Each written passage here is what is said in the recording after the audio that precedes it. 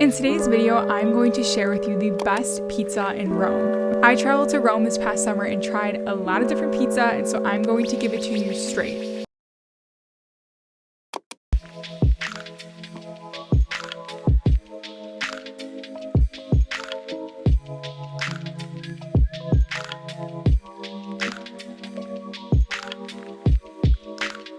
Welcome, fellow food enthusiasts, to a delectable exploration through the cobblestone streets of Rome, where every corner tells a story of ancient flavors and culinary mastery. In this gastronomic journey, we embark on a quest to uncover the city's crown jewel, its unparalleled pizza scene. Rome, which is renowned for its rich history and architectural marvels, is equally celebrated for its iconic pizza that transcends mere dishes to become edible works of art. Join me as we venture into the heart of the eternal city to discover and savor Rome's finest and most delectable pizzas, where tradition, passion, and craftsmanship converge to create an unparalleled pizza experience, okay? Hey guys, my name is Natalie, and if you're new here, I make videos all about leveling up your life through travel experiences, mindful eating, and nurturing healthy relationships. So a couple of housekeeping items before we jump into this delicious video. First of all, I want to introduce a new video format that includes the chapter timestamps in the captions below this video.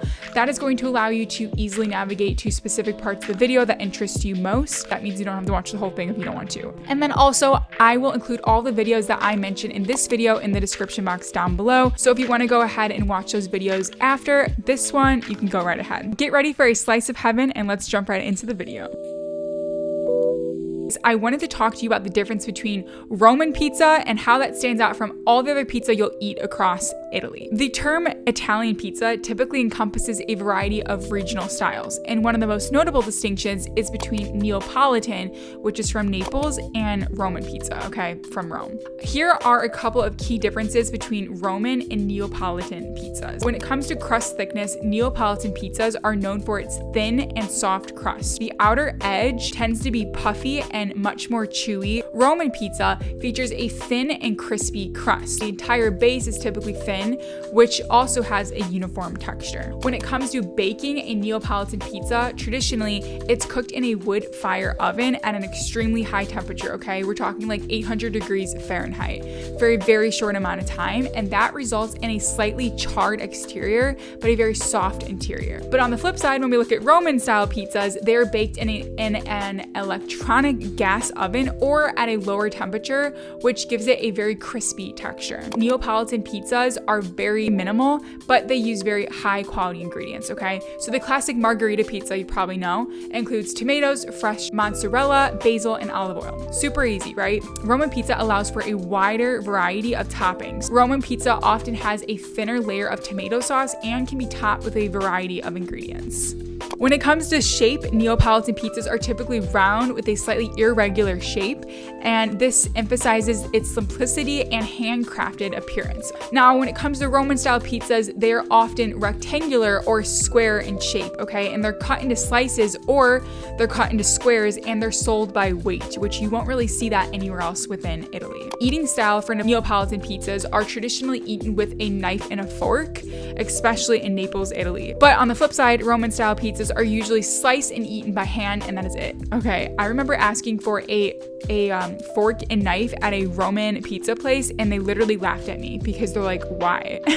So just keep that in mind. Let's get into the 4 pizza places that I visited when I was in Rome, and I will share with you my favorite pizza place at the end of this video. So the first place that I went to was called Alberto's Pizza San Pietro. This was about 3 blocks from Vatican City, so you might be thinking that's going to be super touristy. That's basically a tourist trap. Let me tell you about my experience. So this place offers pizza by the square, and you also can buy it by the pound. So if you want multiple different squares, they would charge you by the pound. The pizza had a very thin and crispy crust. It was the perfect balance where the crust was neither too thick nor thin.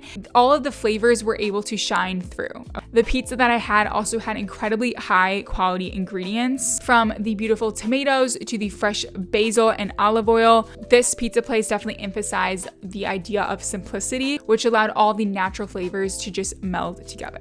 I found that all the reviews for this place were incredibly positive and people love this spot, so I wanted to check it out for myself itself, some of those reviews included the margarita pizza, which was more like a Neapolitan pizza, is genuinely one of the best pizzas I've ever had. On top of that, it was so reasonably priced for being fairly close to a major tourist landmark. Great Roman style pizza, reasonably priced, and one of the few no tourist trap possibilities in this area. After reading those comments, I'm like, let's go check it out. Let's see what happens. And honestly, I liked the pizza, but I have to give it a 5 out of 10 because they did charge me like 12 euros or something for one slice of pizza. It was absolutely crazy. I think they overcharged me, and that was a really frustrating experience. Plus, it was nothing fancy about the restaurant. It was just like you order it and you sit like on a cheap little table outside. So that was just my experience, but it was super delicious. The next pizza place that I went to was called Mari Susia, and I'm probably saying that wrong, but this spot is very close to Piazza Novena. It has over 2,300 reviews on Google Maps. I am torn between looking at reviews and then just walking around and walking into a random restaurant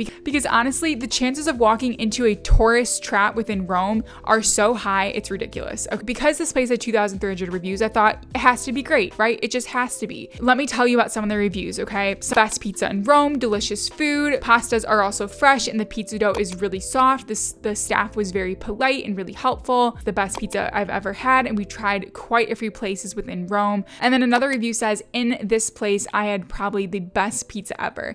It was stunning. The food and the drinks were just amazing. We're happy that we both had authentic Italian food before we left. See it to believe it and taste it because it's worth it. So after reading these reviews, I'm like, I just have to try it. Like there's no other choice. I have to go there and try it. So after going to this place and trying the pizza, these are my thoughts. Individuals with less refined palates are sampling the pizza and then sharing their opinions on Google. And they're basically ruining the experience for everyone else, okay? So they're turning this place into a hype restaurant, but honestly, the pizza wasn't even that good. The pizza that I tried had garnered an exaggerated level of praise, with expectations often surpassing the actual dining experience, okay? While this place is super, super popular, I would argue that the acclaim that this place gets is disproportionate to the taste and overall quality of the pizza, okay? I would say this place is extremely touristy. Although the service was very kind, sure, I'll give them that.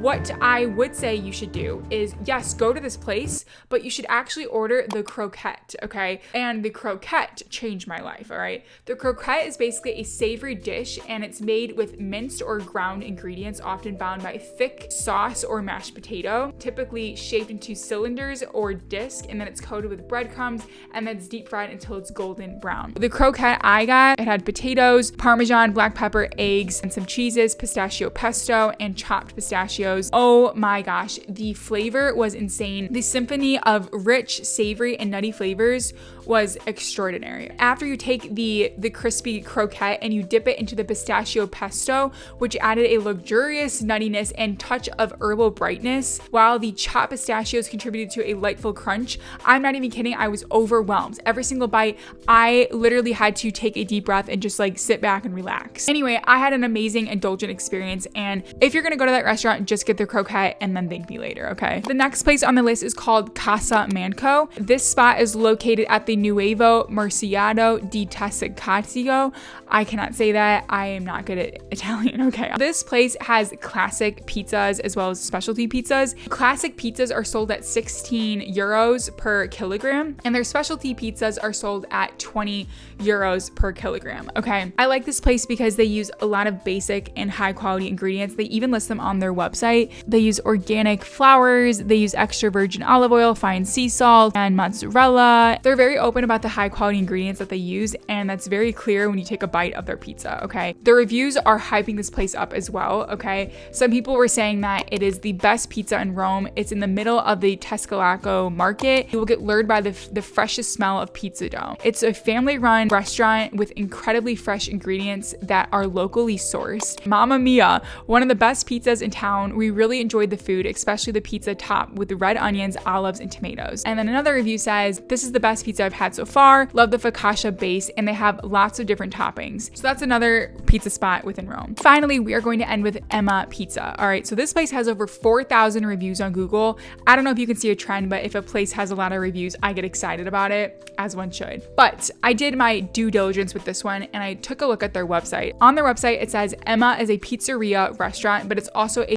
delicatessen and a general wine shop, okay, with great attention to organic products. So not only do you get an amazing, delicious pizza, but they also have wine to pair with your pizza. So the reviews, again, were absolutely amazing. People were saying, this is the second best pizza I've ever had. So good. Light dough, thin and very crispy. The sauce and mozzarella are delicious. Service is quick and friendly. This place fills up really quickly, but everyone is very friendly and the service is really quick as well. Another person says, it was really the best pizza I've ever had and the tiramisu is delicious. Fast and kind service. It is a must if you're in Rome. I would highly recommend this restaurant to anyone looking for a great fine dining experience in Rome. The food is excellent and the service is friendly and the prices are very reasonable. All right, so in conclusion, in my opinion, the best pizza in Rome goes to...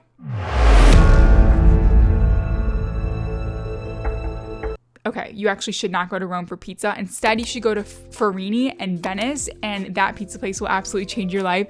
I know this place is kind of like a chain restaurant because there's multiple locations, but they had the best pizza I've ever had in my life. And it was also the first pizza that I've ever had in Italy. So it holds a special place in my heart, but honestly, the pizza's so good. So go check that place out. Rome is not the place for pizza. I'm telling you, you need to go to Venice or go to Bari, Italy and go to this pizza place right here. It will change your life. No questions asked, okay? And if you enjoyed this Rome food guide, I think you would really enjoy my Rome travel vlog, and you can watch me walking all around Rome and just see what that full experience will look like if you're planning your own trip to Rome this upcoming summer or winter time. Let me know in the comments down below what your favorite pizza spot is within Rome or maybe just within Italy. Thank you guys so much for watching. I love you guys so much, and I will see you in the next one, okay? Bye, guys.